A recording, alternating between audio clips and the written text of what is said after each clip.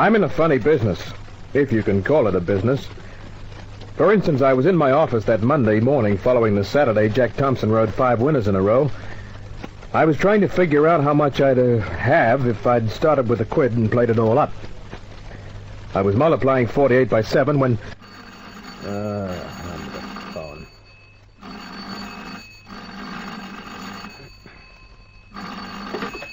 Larry Kent, private investigation. Oh, Mr. Kent, my name is Ashley, Reginald Ashley. Well, am I supposed to know you, Mr. Ashley? No, not at all, but I would very much like to make your acquaintance. Yeah? For business reasons? Yes, certainly, of course. Well, fine. Come along to my office. To your... look, I'm afraid I can't do that, Mr. Kent. Why not? Well, Mr. Kent, I would rather not explain over the telephone. It's, well, you see, it's a very delicate matter. Mm-hmm. Well, I suppose I must be honest with you. The point is, Mr. Kent, that I'm in great danger. Well, what kind of danger? Well, I'd rather see you personally before I tell you that. Then it's protection you want. Yes, more or less. Well, I'm pretty expensive, Mr. Ashley. Oh, money doesn't worry me. You're lucky. Worries the heck out of me. I charge $13 a day plus expenses. 13 a day? Well, I can manage that. I have a minimum, 50. That's quite all right, too. Oh, fine. Where can I see you? Well, I'm at a pub on the lower end of George Street. It's just before you make the turning into Woolloomooloo. The Ivanhoe or the... It's the Ivanhoe, yes, the Ivanhoe, that's the one. Mr. Kent, I'll be in the saloon bar. Now, I'm wearing a grey flannel suit, a red tie. Look, I'd like to see you immediately, Mr. Kent. I'll be there in 10 minutes.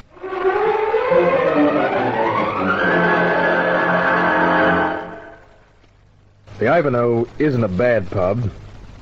Lots of artists and writers hang out there. Both dames and guys drink at the bar. When I walked in, it was only 10:30 in the morning. There were 2 guys at the bar. One stood facing the open doorway, nursing a tall drink. Another guy, engrossed in a newspaper, sat at the far end of the bar. The one nursing the drink was my man. I walked up to him.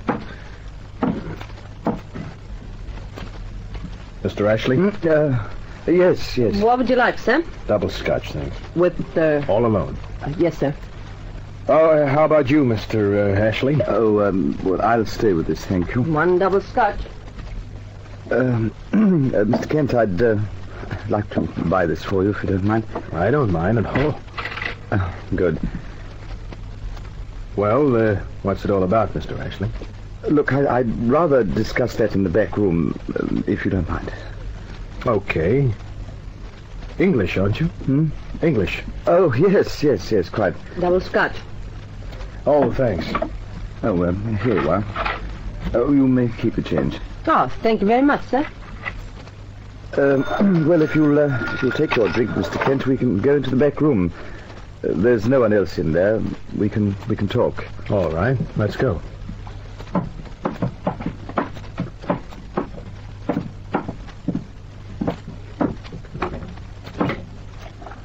After you. Thanks.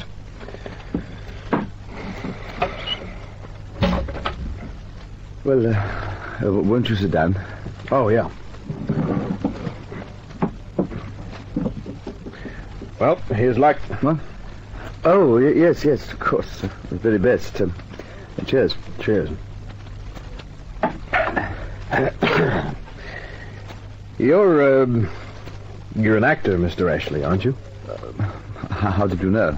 Oh, it's not too hard to tell the face of a veteran actor. No, I suppose it isn't. All about this danger you're in. Yes. Where's my cigarette holder? Oh, here it is. You like a cigarette? No, thank you. I have some of my own here. He put the cigarette holder in his mouth, started to rummage through his pockets. Where did I put them? His eyes were on me. Suddenly, he stopped rummaging. The end of the empty cigarette holder was directly in line with my face. His face puffed. I moved aside. Something fanned my neck as it went by. I got up, lifting the table with my hands and knees. Ashley's cheeks began to puff out again, but before he could do anything... The cigarette holder fell from his mouth. He reached out, grabbed it. I brought my foot down. Grabbed him by the collar with both hands, lifted him, shoved him against the wall. I freed one of my hands. Used it. No.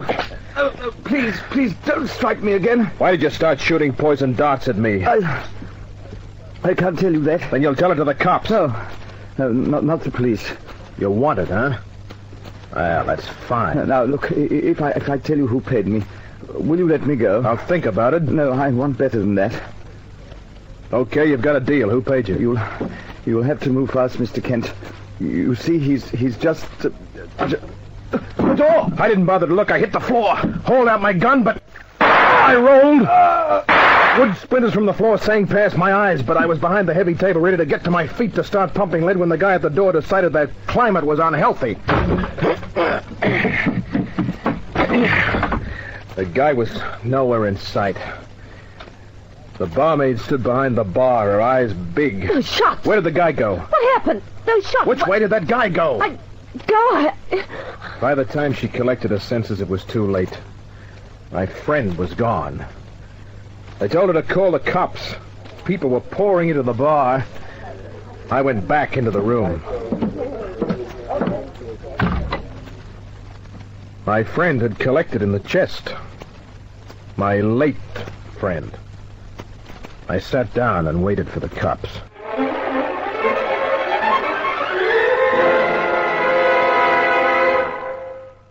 I was at headquarters in Inspector Daniels' office. It was 3 hours later. The fellow's name wasn't Ashley. It was Cobb. He wanted in England for 3 murders. Same type of kill in each case. Poison dart, huh? Yes. Now, Kent, about the fellow who shot Cobb. And threw a slug at me. Or isn't that so important? Who is he? I haven't got the slightest idea. Do you expect me to swallow that? Look, there are times, Inspector, when you could swallow an elephant. Other times you would have trouble with an aspirin. Now, look, Kent... I know what you're getting at. You figure I'm playing Johnny the hero. Well, here's how it happened for the 10th time. The guy called me up, tried to stick me with a poison dart. When he missed, the guy who was waiting at the bar kept him from talking with a slug and then tried to do the same job on me. Now, doesn't part of that check with the barmaid? Yeah. Well, she was the one who should have got a good look at the other guy. Well, she didn't. He kept his face behind a newspaper. Well, there it is. Now, do you mind if I go back to the office? There's just one thing, Kent. Don't leave town. I know. So long, Inspector.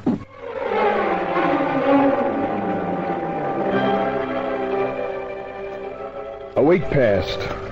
I didn't exactly forget the little episode, but I put it far back in my mind because I had other things to think about. For instance, there was the brunette who walked into my office. Hello. She was wearing a blue silk dress, and some of the silkworms must have gone on strike. Her physique? Well, she went out where she should go out, went in where she should, and took her sweet time about doing it. Mr. Kent. That's right, Miss... Randall. Sally Randall. Sit down, Miss... Randall. Thank you. She made a production out of crossing her legs. She must have practiced the act for a long time. But I couldn't blame her. She had some lovely material to work with. What can I do for you, Miss Randall?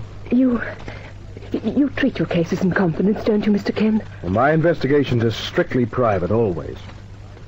Unless a client tries to put something over me. Yes, I can understand that. I'm in trouble, Mr. Kent. What kind of trouble? Mark Lawrence, my employer, Well, what about it? I'm his secretary. Yeah? I was working in Mr. Lawrence's home. He tried to make love to me. And? We struggled. I pushed at him. He fell. Mm-hmm. His head hit a corner of the desk. And he's dead, huh? Yes.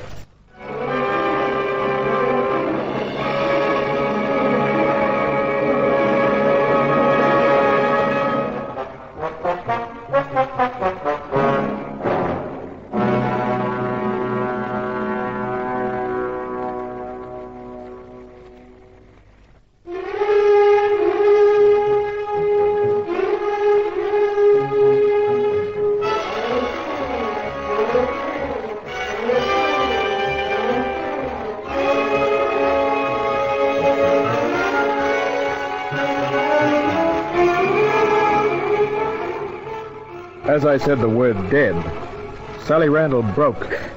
Yes. Hey. Hey, now, take it easy. But I pushed him. Oh, the look on his face. Yeah, well, crying's not going to do you any good. But I killed him. Well, if it happened the way you say it happened, then Lawrence is responsible for his own death. Mr. Kent, the police may not see it like that. Oh, the cops in this town aren't too bad. There are some bad apples, but not many in the CIB. If you're telling the truth, well, they'll play ball with you. You're sure of that? Positive. So, maybe it'd be best if you went straight to them, huh? No. No, please. I'd feel much better if you had a look first. The cops won't like it if I beat them to it. You can leave after you've had a look. I'll pay you a good fee. Mm-hmm. You know something? What? You sound almost like a girl who's engineered a nice little murder and wants an expert's opinion. Oh, you don't really believe that? I said you sound like it. But that isn't how it is, Mr. Kent. I'm frightened. Surely I have reason to be frightened. Yeah, I guess you do. Trust me. Oh, please trust me, Mr. Kent. You know, you've got an honest face. And a very beautiful one. Then you'll come with me to the house? Sure, where is it? Coloroy. Okay, let's go.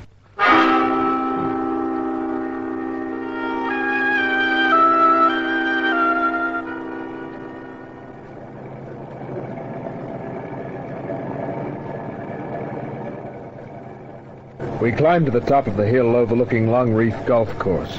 The next house to the left. Uh-huh. Then turn straight into the driveway. Right. You can park at the back so no one can see the car. Check.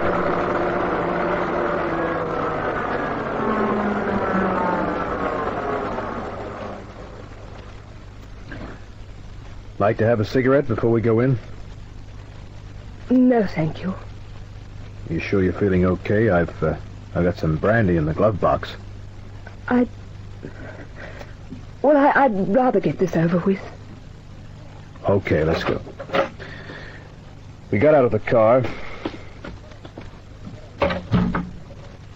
walked along the side of the house.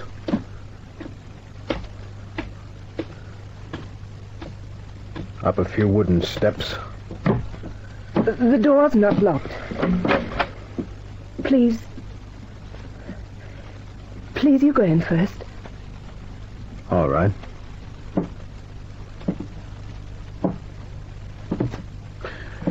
Okay? Yes. Now, where's the body? In the next room. Straight ahead. Oh, you can stay here if you like. No. I'll come with you. It was a big house. Well furnished. Sort of luxury weekender. Mm-hmm. I figured that Mark Lawrence, whoever he was, had plenty of that folding stuff. We came to a thick oak door. I closed it after it happened. You see, I stayed out here for a while, thinking what to do. I couldn't bear to see... Yeah, sure. I understand. I'll go in and have a fast look. You better stay here. No, I have to face it. I'll go with you and show you what happened. Good girl. Well, here goes. We entered the room, and there was the guy. Only he wasn't on the floor, and he wasn't dead. Don't try anything. The guy had a snub-nosed automatic in his hand. It was pointing in the general vicinity of my belt buckle. I glanced at Sally. She seemed surprised. Mr. Kent, You don't kill them very dead, do you? Good actress, ain't she? Yeah, wonderful. We should have used a woman in the first place. I don't like the idea of making use of that Tommy. Oh, so this is the tail end of that, huh? That's right, Kent. Uh-huh. Well, what have you got against me? I never saw you before in my life. I've got nothing against you. I'm just a bloke who works for a living. Like our friend Sally here. you said this was just supposed to be a practical joke. Yeah, that's what I said. Fooled you both. You see, after the Pommy bungled it, Kent, Arnsworth said he'd leave it in my hands. Arnsworth? Yeah. Phil Arnsworth. You remember Phil, don't you? I remembered Phil. He came into one of my first Australian cases. Because of me, he was sent up for 10 years. Time goes fast, doesn't it, Kent? And Phil pushed those years ahead a little bit. He was a real good boy in jail. They took almost 2 years off his sentence. How much is Phil Arnsworth paying you, Joe? The name's Sid, and he's paying me plenty. More than you could offer, Kent, so forget about trying to make a deal. As for you, lady, you shouldn't have answered that ad in the paper for an actress. He told me it was to be a practical joke, Mr. Kent. Oh, I should have seen through it. Yeah.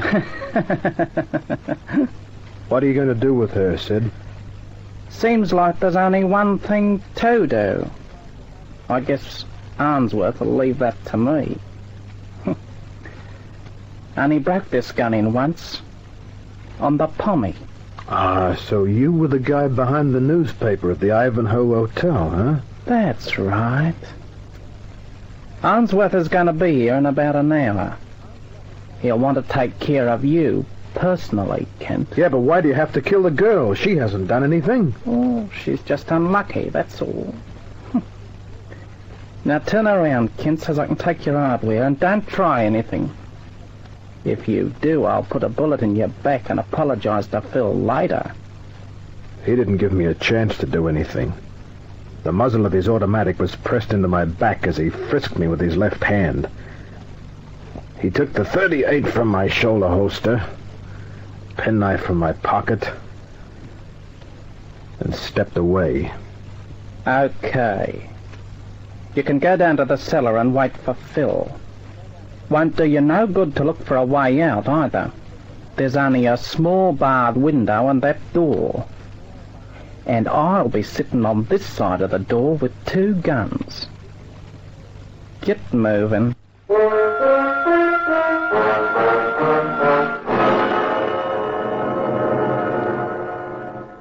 The cellar was dark and damp. The small barred window was 10 feet up the stone wall. Even with the bars out, a midget would have had trouble squeezing through. I'm sorry I got you into this, Mr. Kent. Hey, this is a heck of a time to stay so formal. Couldn't you, break that down to Larry, huh? You're nice, Larry. Too bad we couldn't have met under more favorable circumstances. Well, what's wrong with this? It's nice and dark. And we're alone. Larry.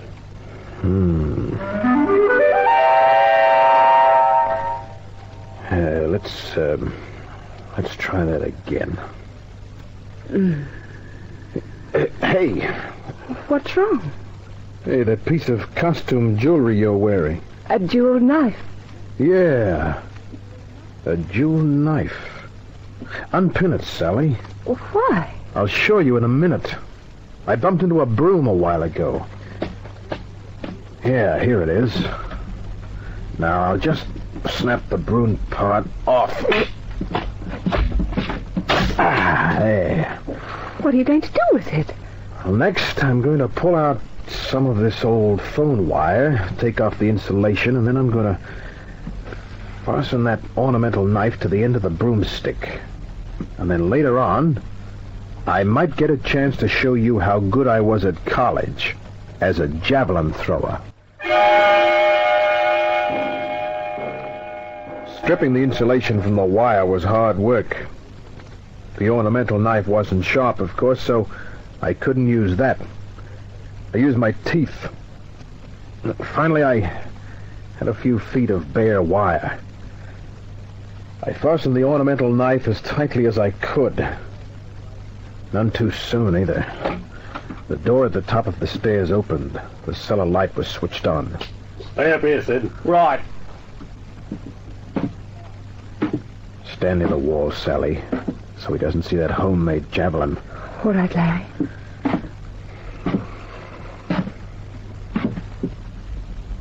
Hello, Kent. Well. Hello, Phil. 8 years. Yeah.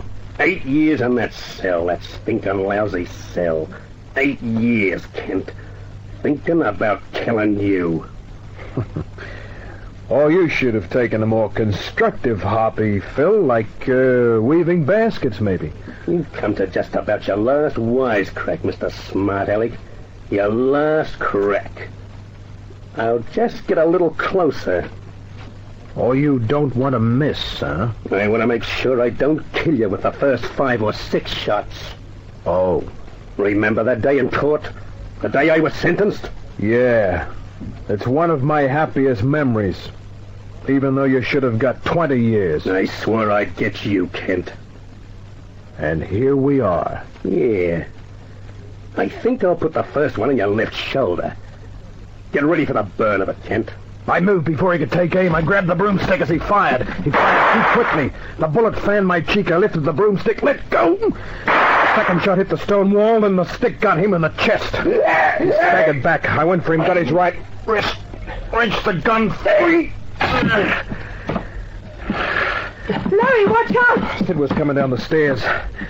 Phil was staggering back, trying to pull the broomstick from his chest. I lifted the gun. Sid fired wildly. I didn't. Sid went down and stayed down. Phil had his back to the wall. Finally pulled the broomstick clear. Phil stood there, staring at me, hate in his eyes. He took a step forward. Then all the life left his body. Down he went. Larry. Easy, kid, easy. Come on. Let's go upstairs and use Phil's phone.